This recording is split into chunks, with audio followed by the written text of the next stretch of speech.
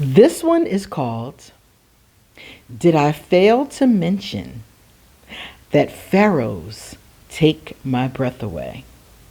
Now, you guys remember that I'm still working on my Pharaoh anthology. And this is one of the poems for the Pharaoh anthology. This was not written for Voldemort. This was written many, many, many, many, many, many, many moons later. And to make a long story short, this really mean Capricorn put a love spell on me. And this was one of the poems that I wrote during that time. Because I knew he did the love spell, of course, my cards told me like the same day.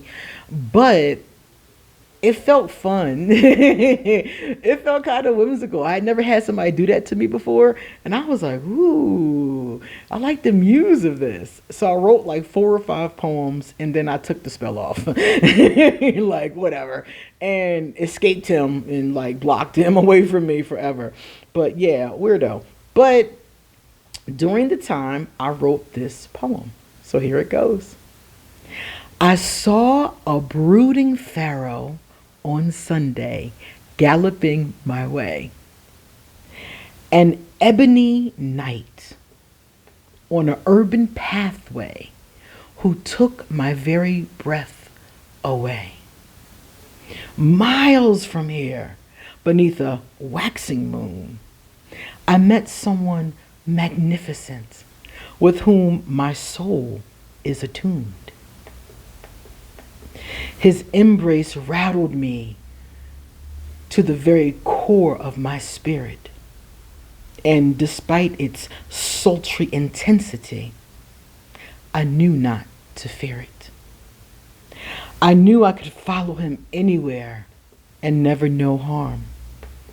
I knew he was my champion, and without hesitation, I took his arm. Off into the still night we charged, full speed ahead.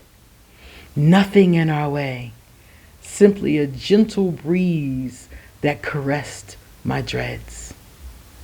The scent of Oshun's magic was thick in the cool night air.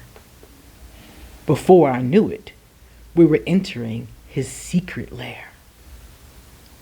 Deep inside of his empire, I learned who he really was.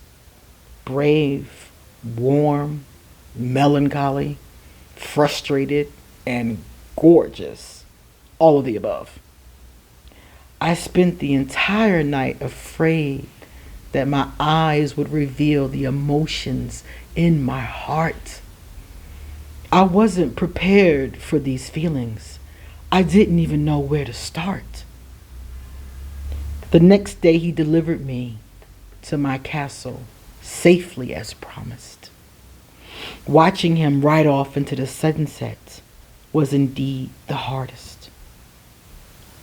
Since then, all I can do is daydream about my pharaoh being somewhere out there. Daydream and pray that instead he was here. One day, I'll summon the courage to send him a letter that will simply say, I just wanted you to know that you took my breath away. So, as you can see, I was clearly under a spell because I'm almost never that whimsical. Okay, I guess sometimes maybe.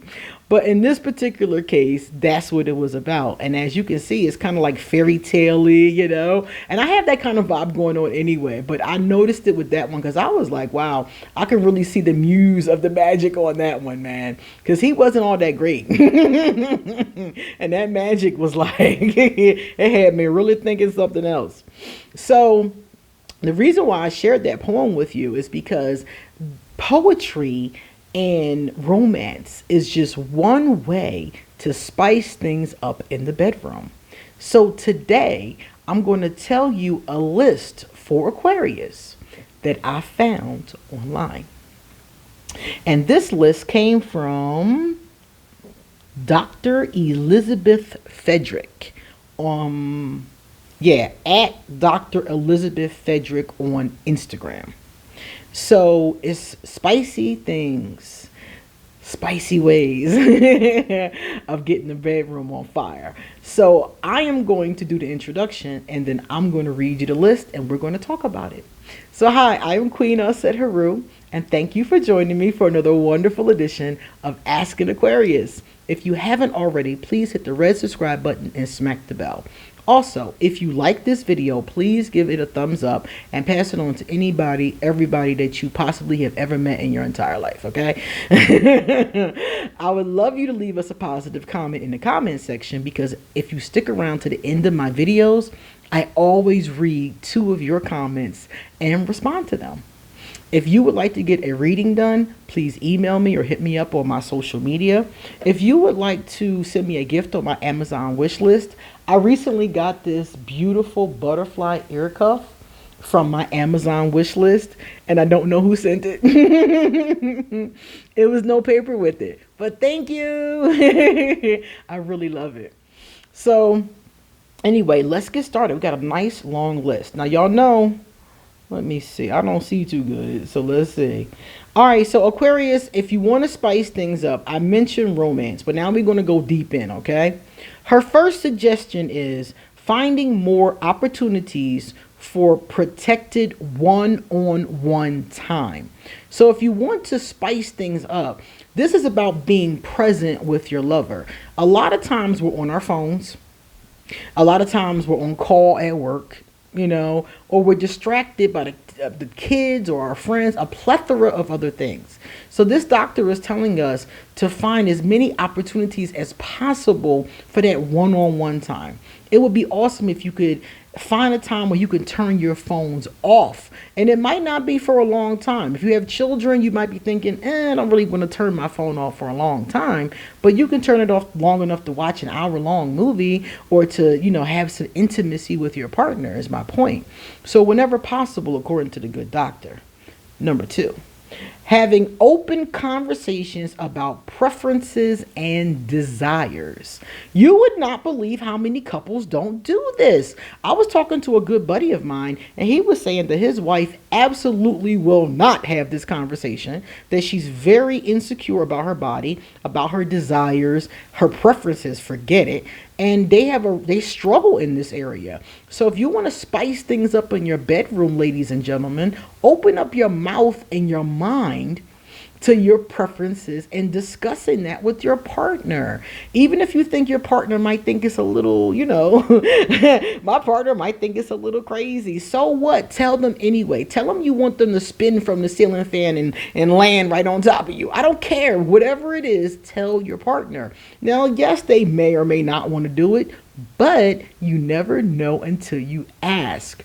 A lot of times I had crazy ideas, okay, or interesting ideas, I'll just say, and my partner be like, but half of the time when they tried the idea, they was like, oh, can we do that again? And I'm like, told you so. So talk about your preferences, talk about your desires, and be open to listening to the other person's, okay? And then try them. Once you've talked about them, try some of them. Be very open about that. And if you're insecure about your body or your desires or your preferences, you might need to talk to somebody about that, because therapists can help you get more comfortable in those areas. And they have self-help books too and things like that. But it's really sad to deny yourself and your partner that relationship if you don't have to.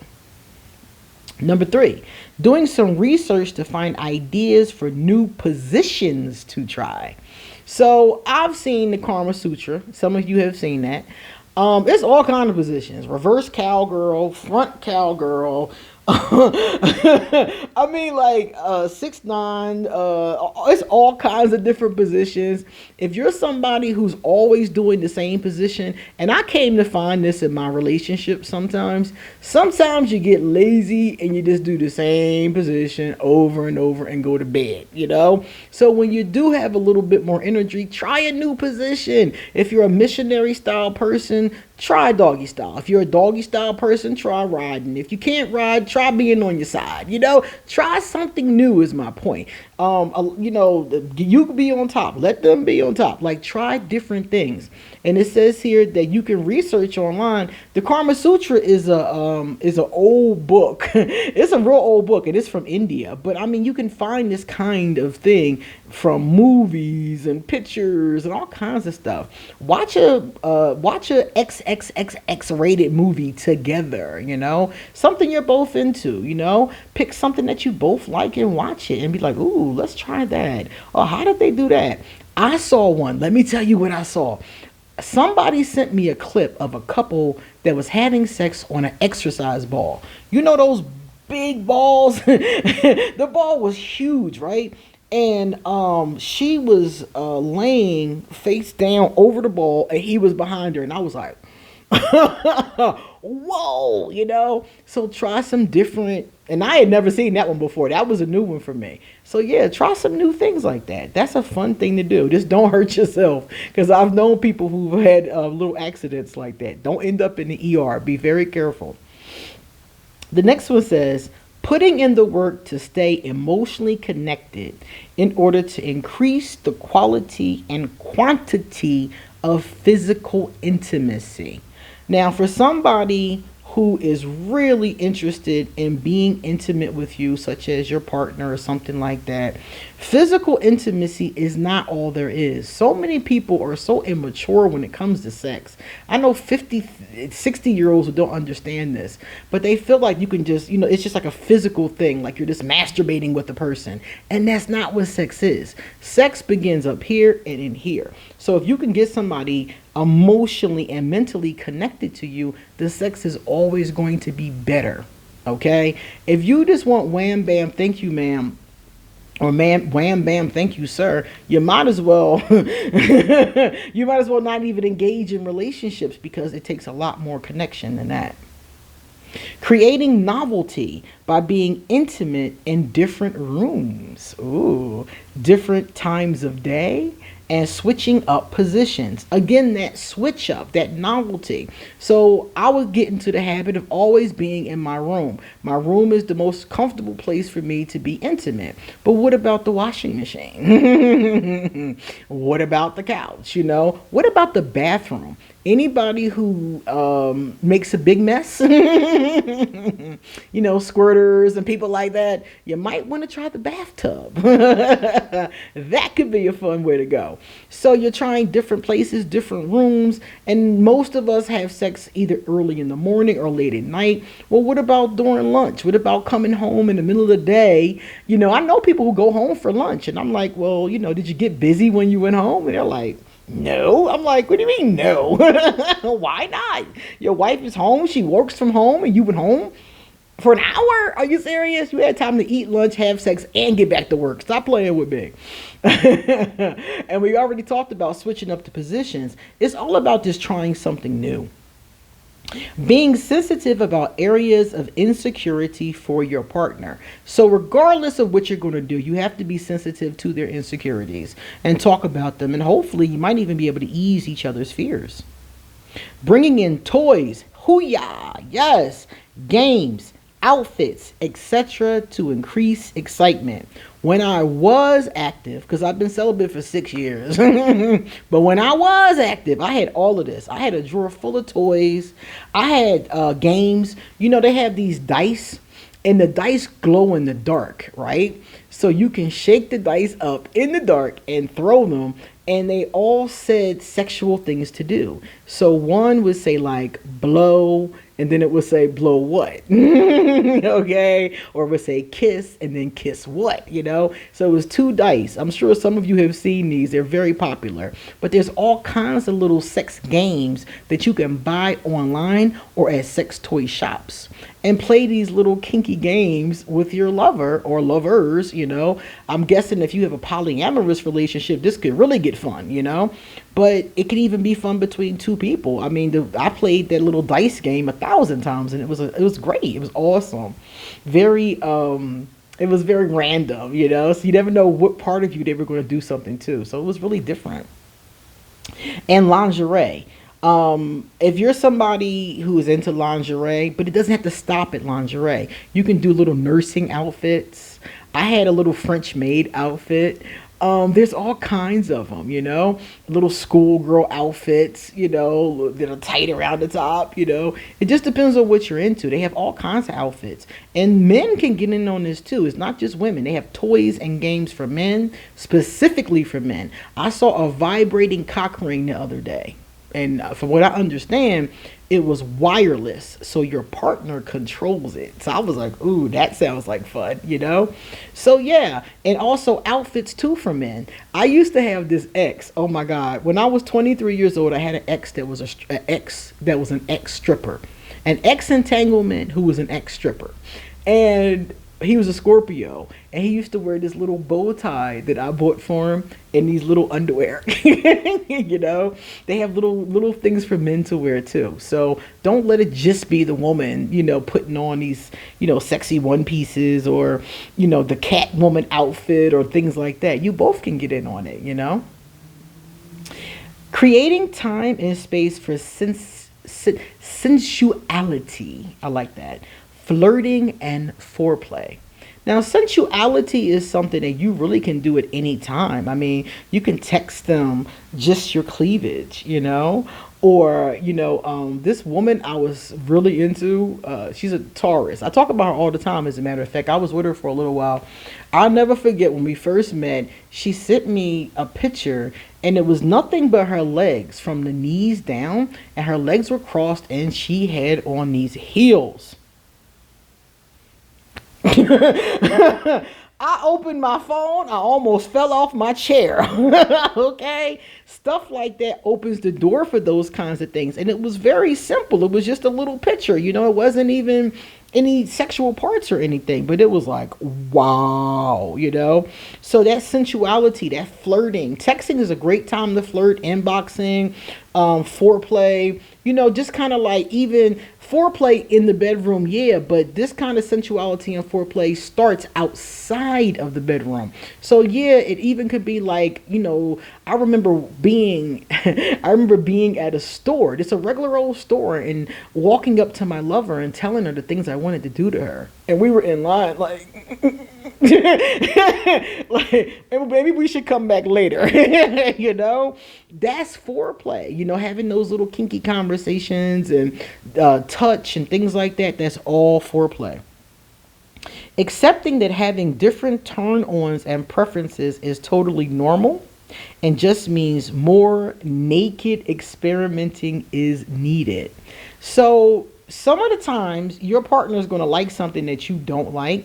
And some of the times you might try it and you might start liking it. Some of the times you might never want to do it and it may never happen. So some things may never occur, and that's fine. That I've had that occur. People be like, look, we're not doing that. No. And that's fine. More experimenting, more conversation. And if it's a no, it's a no. That's fine. Find something else to do. There's so many things to explore that you can just experiment with something else. And the last one, building up playful tension throughout the day. Okay, so this goes back to my foreplay. They do it through text, teasing, random caressing, butt smacks and grabs, and quick neck kisses. Okay? Now, mind you, this is a good list really for anybody. But I felt as though this was a great list, especially for Aquarius, because I feel like all of the things in this list are our energy, right, guys? That's our energy, that butt smacking, kissing you on the neck, a little bit of romance. I really feel like that's our energy. Now, I know certain Aquarius, not so much, especially some of the ones that are in like the first decan. But definitely my third decan Aquarius will understand what I'm talking about. All right. Our first positive comment comes from Robin's Reflections. Hey, Robin.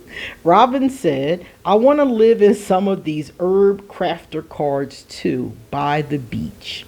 The other day I did a video, and the video was called, it's a tarot hashtag. And the clip was like, I want to live here. And it was tarot universes that you would love to live in. And the Herb Crafters Tarot is one of my favorite tarot decks, and they have some of the most beautiful images, and many of them are by the beach. So Robin is like, I would love to live there too. Robin, I'm with you. I am so with you. That is a beautiful deck. And she also has another deck called the Gaian Tarot, and that one is beautiful too. That one was first, and I bought that one first, and I have that one, and then I got the Herb Crafters.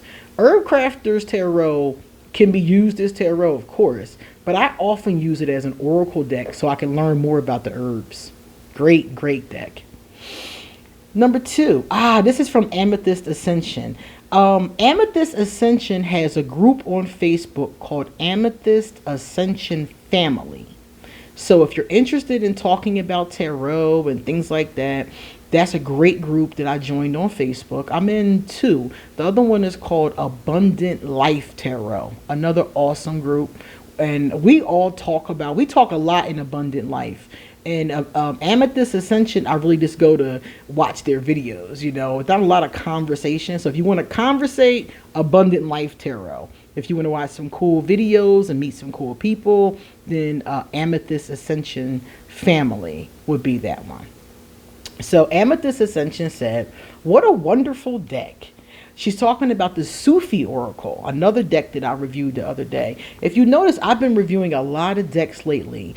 A company recently actually sent me a new one I'm going to do next week. And they said that if they like my video, they're going to keep sending them. So I'm like, ooh, this is this is on point. I love doing reviews. And even if you're not somebody who doesn't read tarot, you're not into tarot, if you watch the videos, the artwork on these decks is stunning. Okay, that's one thing about tarot. The artists, we get some of the best artists in the world. I don't even want to say country, in the globe that work on some of these. I mean, some of the art is stunning. Okay, so thank you so much, Amethyst Ascension. You guys come back soon, okay? Because I got a lot more to say. See you later.